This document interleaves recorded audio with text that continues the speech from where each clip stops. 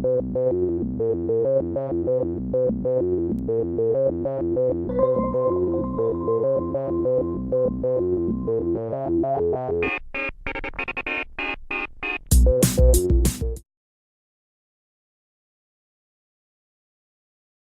and welcome back to the History Hut. I'm Jim, this is Dr. Kane. We left you on a bit of a cliffhanger last time talking about the Picts, so continue.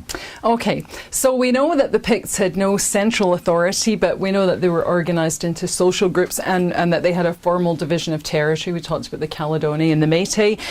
They acted like an early state. In other words, the leaders, the chiefs or the kings, whichever term you want to use, called for tribute and food rents. Of course, there's not a monetary economy. And so you would give food rents to local leaders in return for protection, and then more food rents probably to the chief. It's a hierarchical society. At the top you have chiefs and kings, and then probably wise men, or the equivalent of kind of druids in the south.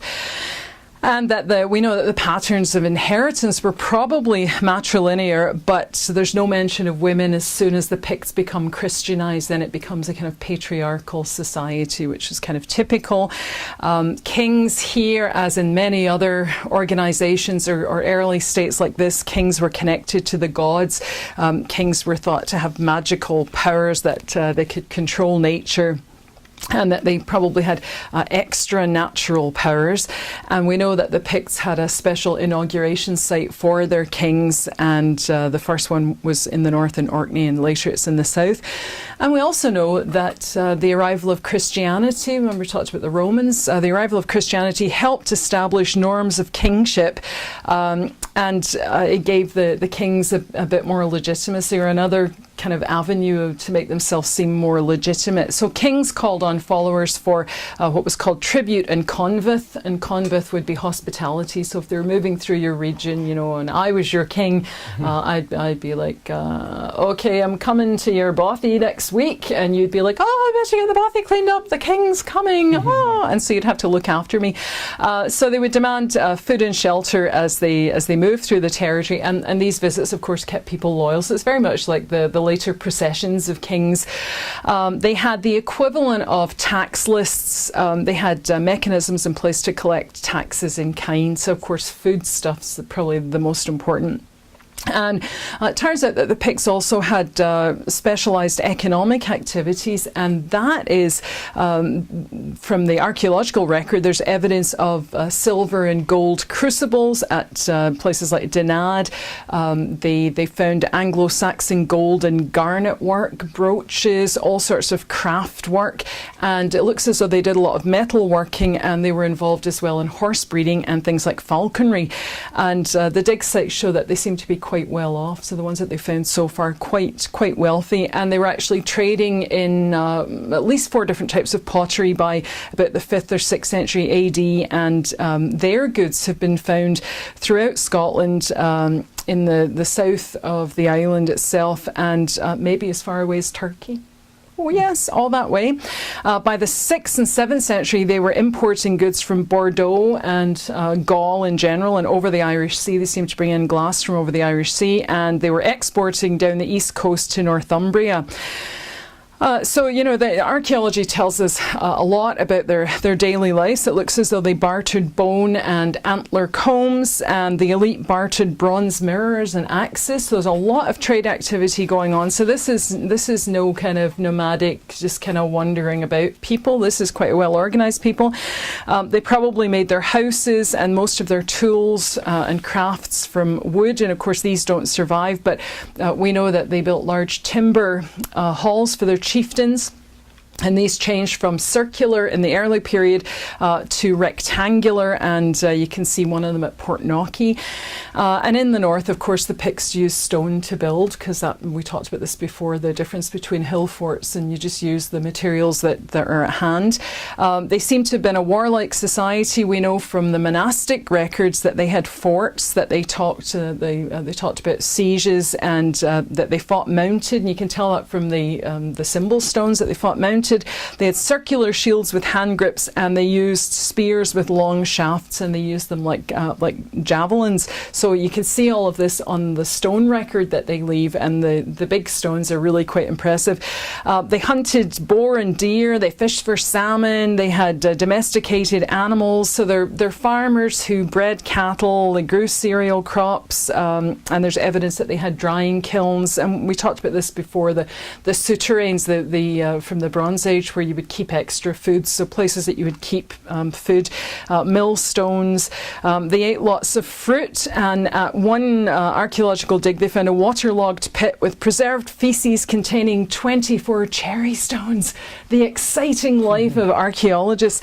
And they kept bees, it seems, and they used beeswax as sealant. So this is a people that are really well organised, and over time their lives changed. They moved from a kind of loose confederation of people to a consolidated kingdom or consolidated kingships, and the question is why, and the answer seems to be the impact of Christianity that I mentioned once or twice before.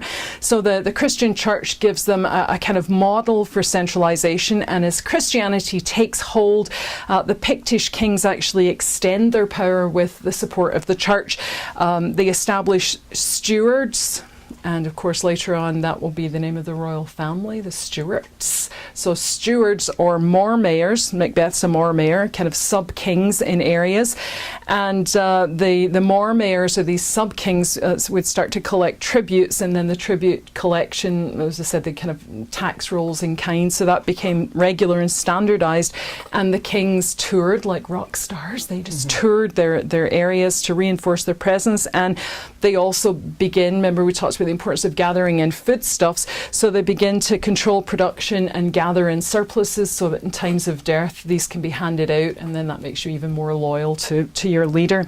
So most of these changes appear to begin in the kind of late 6th century, early to mid 7th century, and it seems to be with the introduction of Christianity. You start to see more land division, the creation of these mormayors or stewards, and an attempt to break kinship bonds and make people loyal to a position. And we see this all over Europe at the same time. Make people loyal to a kind of more abstract ideal of the king or the leader rather than to their local chief or to their local family.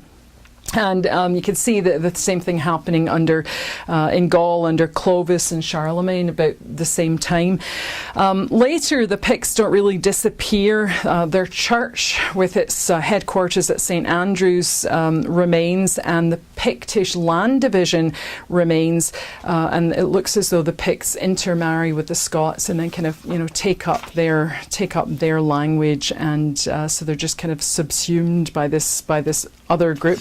But it's the Viking, and we'll come to this, it's the Viking influence that really does them in, because when the Vikings do actually appear on the horizon, they ally themselves with the Scots on the west coast, and between the two of them they kind of push the Picts and kind of squeeze them in these kind of pincer movements, and this seems to overwhelm them a little later on. But the Pictish king Angus manages to capture the Scottish capital at Dinard in like 736 AD and make the Scots a client state of the Picts, and the Picts are still scoring victories against the Britons in the mid 8th century. So it's not that they just kind of are wiped out. They are the dominant force, but later on, under the influence of the Vikings, this seems to have been a real problem. So archaeology again can tell us a ton of stuff about the Picts.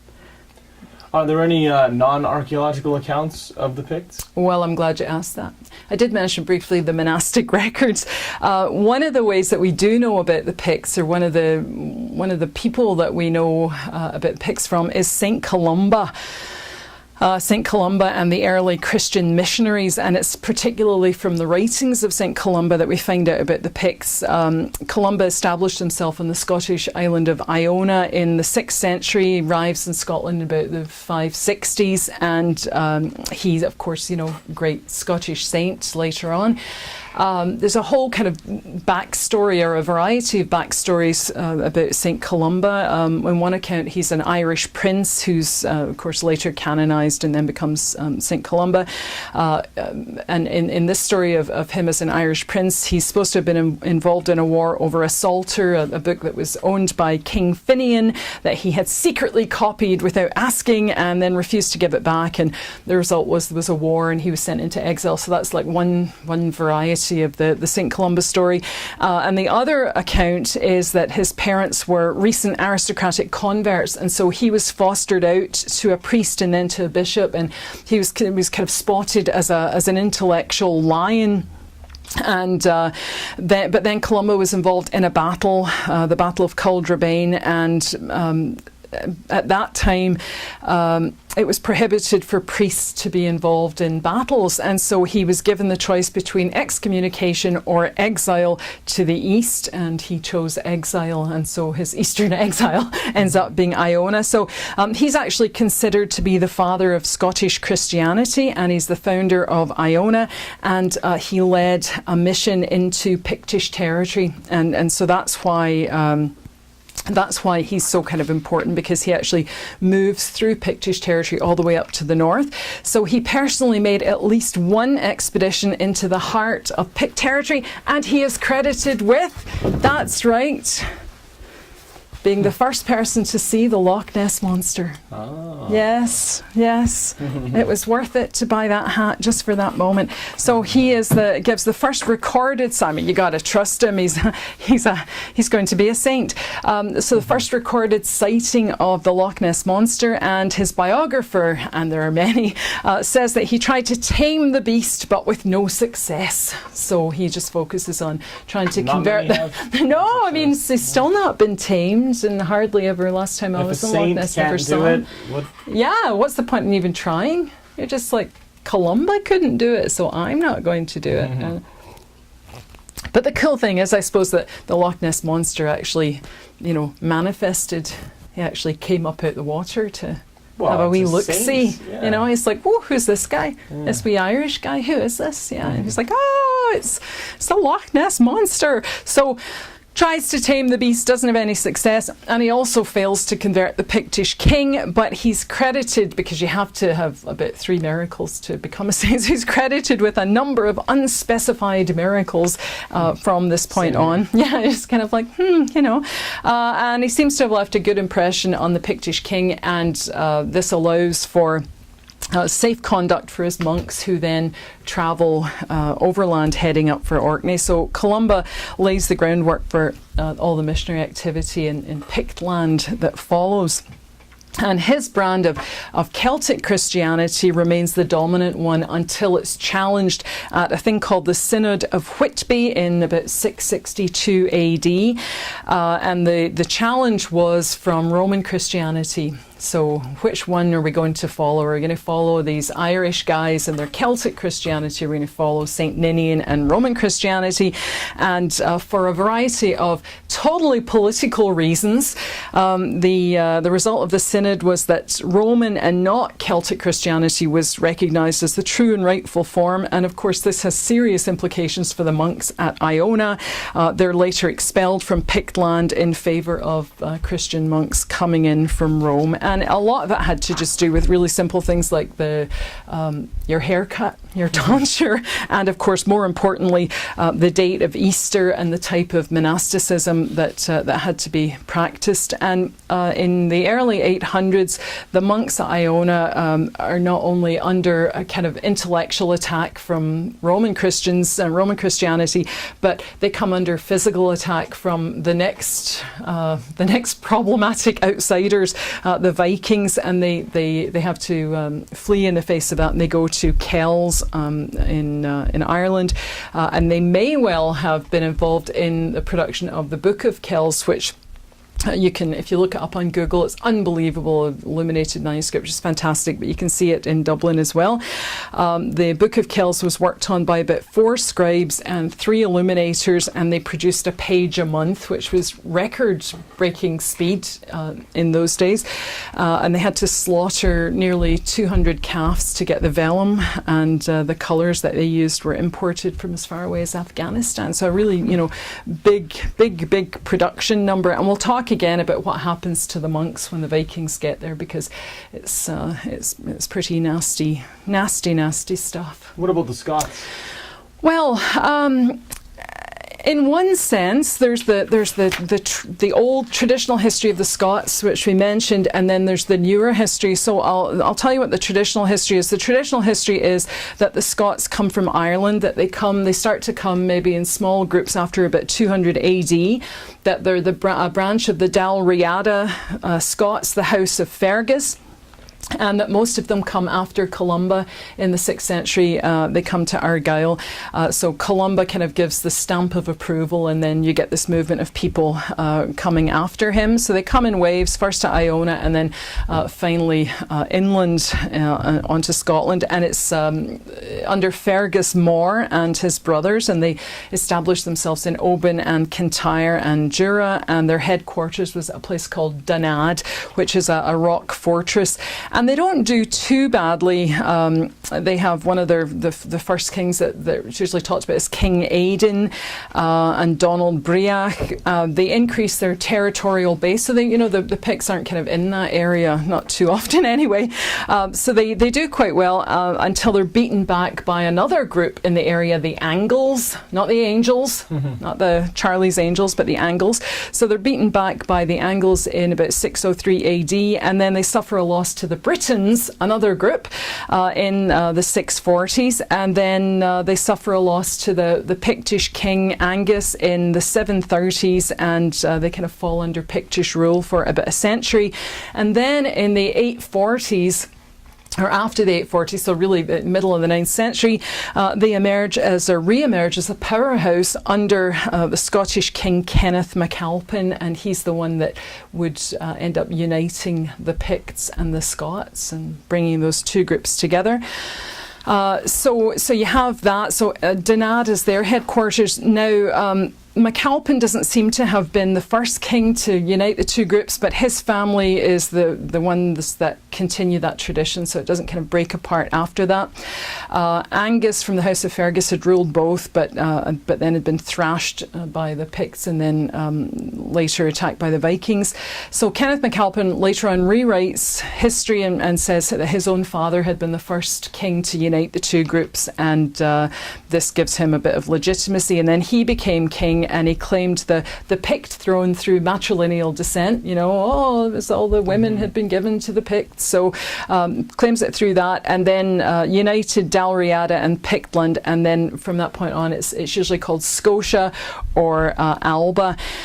And he does this by keeping the Picts happy, because he cultivated Pictish traditions, like using the Pict headquarters at Scone, and he may actually have moved the Stone of Destiny, which we'll talk about another time, may have moved that there. So he's seen as the kind of first big Scottish leader because he founds this new joint dynasty, and he also alternated kingship between the East and the West and between kin groups, so kind of keeps everybody relatively happy.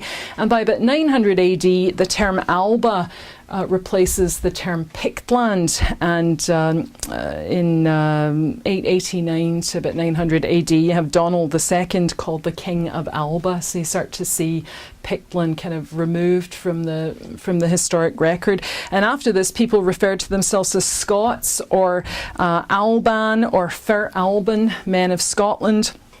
And then the Scots continue to kind of expand and push out the other two groups, the Angles and the Britons. And I forgot to mention, before we leave the Picts, my little book.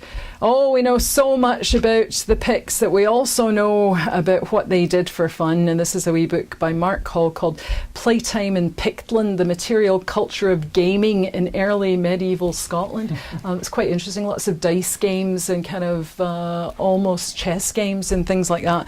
But we should probably finish there, although we do have just the Angles. And I shouldn't finish there at all. Okay. I'm not going to finish there at all, because I'm going to read you something from History Scotland. This is the non-traditional view, the new view of the Scots. So this is it just says the idea that the Scots came from Ireland has been widely accepted ever since a different version of the story was reported by the English monk Bede in his Ecclesiastical History of the English People, when he's talking about the Irish Scoti. They came from Ireland under their leader and won lands from the Picts and are still called the Dalriadans after this leader. And the author says that unfortunately unfortunately the Bede source is, although it's a fairly contemporary record, you can't really accept it now. And it talks about the term Scots and how it was probably a racially derogatory term meaning something like pirates. And then it just goes on to talk about it says that the picture of the Irish colonisation of Western Scotland and eventually most of Scotland has recently been challenged by archaeologists. Damn those archaeologists! And it says the most common form of settlement in Ireland at the time was a small circular enclosure with earth banks known as a ring fort. No ring forts are known in Argyll, so that just seems really odd if you'd come over from Ireland that you wouldn't bring over your natural kind of way of organising things. And then crannogs, which we talked about, or artificial island dwellings, are common in Ireland and Scotland, but again, recent scientific dating has shown that the Scottish crannogs have been built since the early Iron Age, while those in Ireland appear only in the 6th century. So that seems to show that crannogs were invented in Scotland and later spread to Ireland, so going in the opposite direction. One of the main ways that people could tell who belonged to what groups was the use of different types of personal ornaments such as brooches and dress pins, and so it looks at the style of the brooches and dress pins, and it says that the most common brooch in Dalriada had rectangular ends with bevel edges, but in Ireland they had animal heads, so that's different as well. And there's almost no archaeological evidence to support the traditional view of migration from Ireland, and some evidence to support the view that there was considerable influence in the opposite direction from Scotland to Ireland. All the evidence points to a continuity of the population in Argyll from the early Iron Age to the medieval period. So this is what we were talking about before, and then he just goes on to ask, well, how can we explain this? And it says, when storytellers told tales of a people's origin, it was assumed that all those who spoke a common language must have come from the same place. So the early Scots thought they must have come from Ireland. When the first histories and king lists came to be written down, the stories were reinforced by the invention of suitable ancestors for kings stretching far back into prehistory, and usually they're kind of made up. The Scots thought they had come from Ireland because they could speak to and understand people there, but they couldn't understand the Picts or Britons on the other side of the Highland barrier. They didn't appreciate that language can change over long periods, and that the language of people who were in close daily contact with each other would develop in the same direction, while the language of people in other areas would develop differently. This new understanding of history sees the Scots of Dalriada not as immigrant Irish colonists, as the Venerable Bede would have it, but as people who shared a common language with their neighbours in Ireland, yet had always lived in Scotland. Now, isn't that fascinating? It's a complete change of view. And really, just to finish off, there's two other groups, of course, in the island, and I'm not going to spend very much time on them. Just the Britons, and of course the Britons would be the equivalent of the Picts, but the ones south of the Wall. And after 410, they reclaimed their lands from the Romans, of course, and they held almost all of the west side of Britain from Cornwall up to the Clyde. But they're actually chopped in two by a group on the east coast called the Angles. So the Angles kind of push a wedge into this western territory. And so you have the Britons are separated into ones kind of around the area of Glasgow, and then the ones from Wales down. So the northern Britons, if you will, their capital was at Dumbarton. And they had been a people who were really receptive to Roman culture and to Roman Christianity, and they're the ones that really helped disseminate Roman Christianity through what we would call Scotland. And so there are three groups of them: the Strathclyde Britons at Dumbarton, which is just kind of near Glasgow, the Gododin at Traprain Law near Edinburgh, and the Reged at Carlisle, which is down by the border.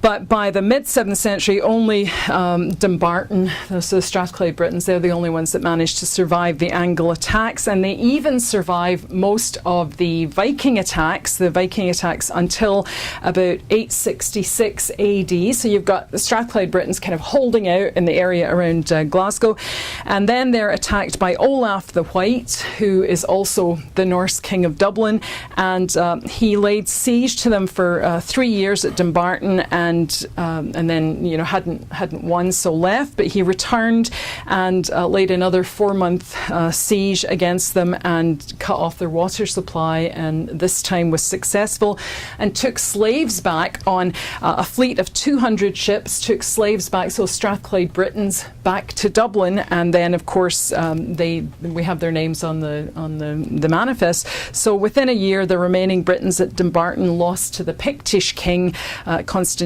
I, and their kingdom is effectively kind of wiped out. So that's the Britons out of the picture. And then the other group is that group that I just mentioned, the Angles. Their headquarters, of course, they're Angles. Remember, Angles and Saxons, so originally come over to Britain, and they're the kind of East Coast bitches of this whole story. Their headquarters at Dunbar, near Edinburgh. And they ruled in the Scottish borders, Lothian, Dumfries and Galloway. And they're the ones that gave Scotland its modern language, Anglish. And it's said that the English that the Scots speak in the lowlands is the closest that you could get to what the Angles would have spoken. So there you go. So they're active in the borders and Northumbria, and one of their warlords, about 600 AD, built his fortress at Bamborough near Lindisfarne, King Ida, and it's because of the Angles and one of their wives that you actually get the Synod of Whitby called, and the triumph of Roman Christianity. So that's kind of tied in there. But anyway, they're pretty active. They beat the Scots in 603, then they started building timber forts in southern Scotland, and then in 635 they lost a key battle, and the king's sons, the Angle king's sons, had to go into exile. One converts to Christianity, marries a Pictish princess, and the other one went to Iona and converted to Celtic Christianity. And when one of them returned, Oswald returned from exile. He kind of successful in war, but I think it's his wife or Ida, one of the wives, insist on Roman Christianity, so you get that. But by the mid-800s, by the mid-600s, the Angles had expanded north until they were stopped by the Picts. So again, Picts still really important at that time. But by the mid-800s, the Angles themselves are under direct Viking attack, and they never fully recover. They still referred to themselves as the Anglian Kingdom, but they never fully recover. And by 1018, Malcolm II of Scotland defeats them and pushes them south of the border. So you have these four peoples: the Angles, the Britons, the Scots, and the Picts. And in a sense, they do become intertwined or interconnected or unified, because first of all they share a common faith, which will become Roman Christianity after we struggle between the two, and they're actually genetically closer than anybody thought, and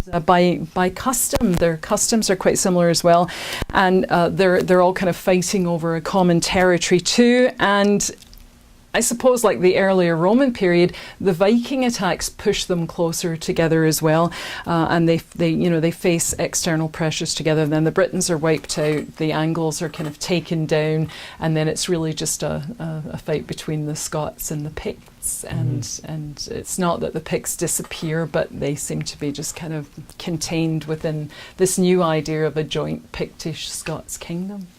So lots of stuff going on. Lots of stuff, yeah. All right, well, that wraps up our discussion of the Romans in Scotland. Join us again next time for more History Hut. Bye.